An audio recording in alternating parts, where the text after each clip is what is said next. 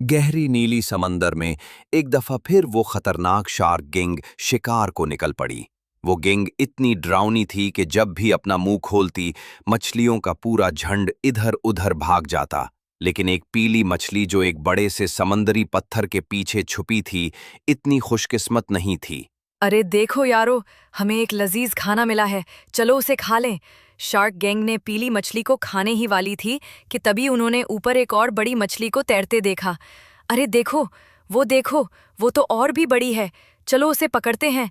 लेकिन उन अनजान शार्कों को पता ही नहीं चला कि वो तो एक मछली पकड़ने वाले के कांटे पर लगी हुई खिलौना मछली थी। हाय मेरे दांत, मेरी नाक, ओ मुझे दर्द हो रहा है। इस दौरान वो पीली मछली भाग निकलने में कामयाब हो गई। तुम्हारी वजह से हमने अपना खाना खो दिया। यह खूबसूरत समंदर सिर्फ शार्कों का घर नहीं था, ये तो रंग बरंगी प्यारी प्यारी और खुशहाल मछलियों से भरा हुआ था। चलो बच्चों, घर के अंदर जाने का वक्त हो गया। लेकिन अम्मी, मुझे बाहर कुछ खाना है। तुम लोग घर में रहना जब तक मैं वापस नहीं आती। अम्मी, हम आपके साथ चलेंगे, प्लीज।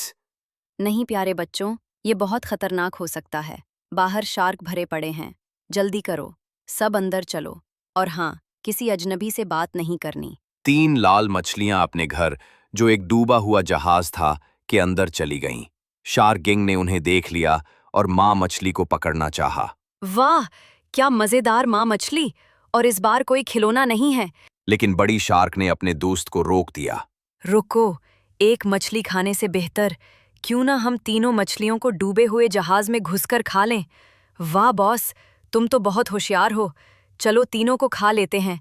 लेकिन शार्क का प्लान कुछ और था और शार्क ने तीनों छोटी मछलियों को खा लिया। आखिर में लाल मछलियों ने समझ लिया कि अम्मी की बात मानना और अजनबियों से दूर रहना कितना जरूरी है।